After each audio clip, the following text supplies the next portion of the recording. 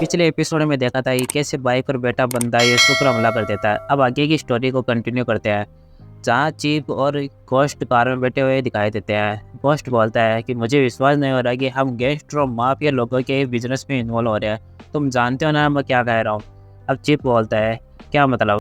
Ghost बोलता है कि मुझे यकीन है कि मैंने यीशु को मार दिया, वो जिंदा कैसे हो सकता है। चीफ बोलता है अगर तुम्हें इतना ही यकीन होता तो उसकी डेड बॉडी को लेकर आना चाहिए था, तुम नहीं लेकर आए, इसलिए सब कुछ करना पड़ रहा है। अब गोस्ट बोलता है सोच अब गोस्ट सोचकर बोलता है कि हाँ मुझे लाना तो चाहिए था, ये मुझे याद क्यों नहीं रहा। अब सीन कट होता है और यीशु और बाइक वाले को दिखाया जाता है, जहाँ बाइक वाला यीशु पर आयरन रोड से हमला कर रहा था। यीशु सोचता है कि सियोन ने तो इसको अपनी टीम में लेने वाला था, शायद चीफ ने पहले ही इसे अपनी टीम में ज्वाइन कर दिया, इससे तो मुश्किलें ज़्यादा बढ़ गई। अब सीन कट होता है और हमें बाइक वाले बंदे का पास्ट सीन दिखाया जाता है। अब हमें अफगानिस्तान के एक रेगिस्तान में खतरनाक एरिया दिखाया जाता है, जहाँ बहुत सारे टेररिस्ट होते हैं। वहाँ रेतीले तूफान और खतरनाक जगह होने के कारण एक स्पेशल बटालियन बनाई गई, जिसका नाम सोकियन होता है। अब उनमें से एक सोल्जर बोलता है कि इस जगह को तो साफ कर दिया, मैं सक्सेसफुल रहा, हमें कुछ गन और गन पाउडर मिले। अब सोल्जर नंबर 2 बोलता है कि इन्हें ये हमारी मिलिट्री के वेपन कैसे मिले। अब नाइट का सीन दिखाया जाता है, जहाँ एक सोल्जर टेररिस्ट के पास जाता है और गन की डील करता है और मनी लेकर वहाँ से वापस चला आता है। लेकिन इस वार जोन में किसी पर भी भरोसा नहीं करना चाहिए। तब वो सोल्जर बैग में देखता है तो मनी की जगह टाइम बम होता है, लेकिन सही टाइम पर वो बम को फेंक देता है और बदला लेने के लिए उन टेररिस्ट के पास जाकर उन सबको मारने लगता है। किसी को कुछ समझ नहीं आता ये क्या हो रहा है। उसका नाम डेडलाइन होता है, जो डेजर्ट इलाके में सबसे खतरनाक किलर था। अब सीन कट होता है और प्रेजेंट सीन दिखाता है, जहाँ यीशु और बाइक वाले को दिखाया जाता है। बाइक वाला उस पर हमला करने के लिए जाता है। यीशु सोचता है कि इसके बाएं हाथ में तो रोड है, मुझे कम दिखे इसलिए हेडलाइट को मेरे आँखों में कर रखा है। इस कारण यीशु को कुछ दिखाई नहीं दे रहा होता है। वह यीशु के हाथ पर रोड से मार देता है। सीन कट होता है और चीफ के लोगों को दिखाया जाता है, जो ग्योरोंग ऑर्गेनाइजेशन के साथ मिलकर स्टेशन पर हमला कर देते हैं। जहाँ स्टेशन के मेंबर बोलते हैं ग्योरोंग यहाँ क्या कर रहा है। डायरेक्टर हाँ कहाँ पर है। चीफ की टीम का इंचार्ज बोलता है कि चीफ इन छोटे मोटे गैंग्स को ख़त्म करने के लिए क्या मिलेगा। अचानक से उस टीम इंचार्ज पर एक बंदा हमला करता है, लेकिन वह एक मुक्के से उसे नीचे गिरा देता है।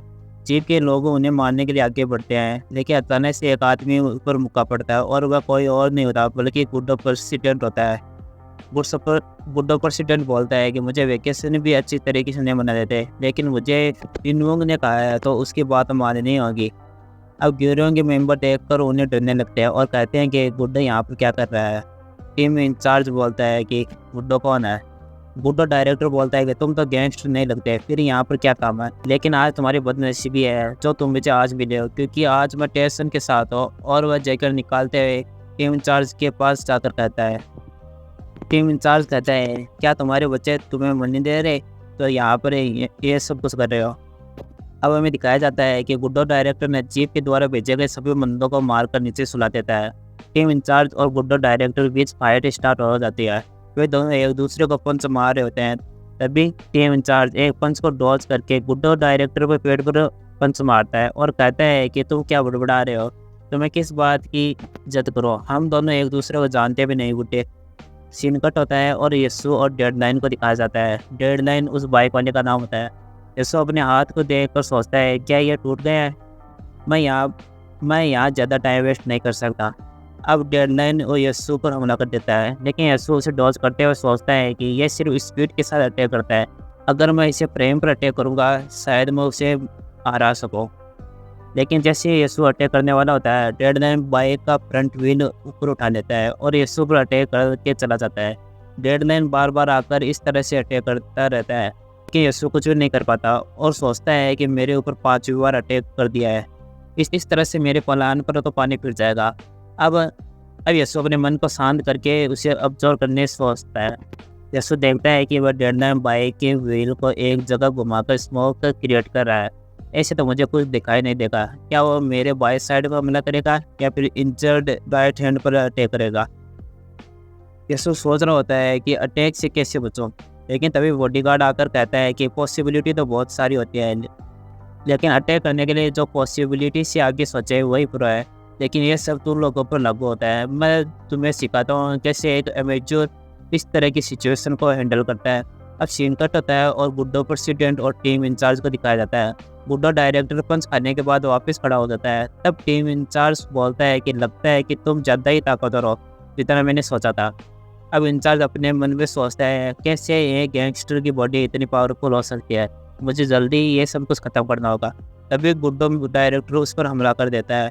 इस हमले को देखकर वो सोचता है कि ये स्ट्रॉन्ग ही नहीं बल्कि स्पीड में भी बहुत ज़्यादा स्ट्रॉन्ग है, और वह अपने मन में सोचता है कि मुझे डिस्टेंस बनाकर रखना होगा। और तभी गुड्डो डायरेक्टर उस पर वापस हमला कर देता है और वह बच नहीं पाया। गुड्डो डायरेक्टर बोलता है कि सच बोलो तो कुछ दिनों से मेरा दिमाग खराब हो रहा था, लेकिन आज सब कुछ फ्रेश हो जाएगा। लेकिन तुम सरकारी कुत्तों को गैंगस्टर बिजनेस से क्या मतलब? अब गुड्डो डायरेक्टर उसे नीचे पटक कर मुँह पकड़ देता है और कहता है कि क्या तुम हमें कमज़ोर समझते हो? तुम जैसे कुत्तों से मैं हार नहीं सकता। इंचार्ज उस पर नाइफ से हमला कर देता है, लेकिन गुड्डो उसे हाथ से पकड़ देता है। ये देखकर टीम इंचार्ज सोचता है क्या इसके ग्लव्स मेटल से बने हैं? गुड्डो डायरेक्टर बोलता है कि हम लोग फैमिली, फ्रेंड और ऑर्गेनाइजेशन को प्रोटेक्ट करने के लिए कुछ भी कर सकते हैं। तो गुड्डो डायरेक्टर एक पंच से उसे ज़मीन में गाड़ देता है। अब सीन कट होता है और यीशु और बॉडीगार्ड को दिखाया जाता है। बॉडीगार्ड बोलता है क्या तुम्हारा हाथ टूट गया या फिर डिसलोकेट हो गया? यीशु बोलता है कि मैं सही हूँ, लेकिन टेंशन का क्या हुआ? बॉडीगार्ड बोलता है कि सब कुछ सही है, मैंने एक ऐसे बंदे को भेजा है जो किसी से भी हार नहीं सकता। यीशु बोलता है क्या वो प्रो है? अगर नहीं है तो उसकी हेल्प करने के लिए किसी और को भेज दो। बॉडीगार्ड बोलता है क्या फ़र्क पड़ता है प्रो हो या ना हो, लेकिन पहले इस बंदे से निपटते हैं। तुम बिना प्लान के उससे नहीं लड़ सकते तो इतना क्यों सोचते हो फिर? अब हमें बॉडीगार्ड को हाथ पर उसका जैकेट लपेटते दिखाया जाता है। बॉडीगार्ड बोलता है कि मुझे तो इससे लड़ना है, योंग ने मुझे बात तक बताई थी कि हम टेंशन है। अब डेडलाइन बॉडीगार्ड पर हमला करने के लिए आगे बढ़ता है, लेकिन बॉडीगार्ड बिना कुछ देखे सीधे उसके बाइक पर एक पंच मारता है, जिससे वह कई दूर जाकर उछलकर नीचे गिर जाता है। बॉडीगार्ड यीशु से बोलता है कि इस टाइम पर योंग के मेथड काम करते हैं या फिर हमें ही योंग बनना चाहिए। और हाँ, ये वीडियो पसंद आई तो लाइक एंड सब्सक्राइब कर देना और कमेंट करना मत भूलना।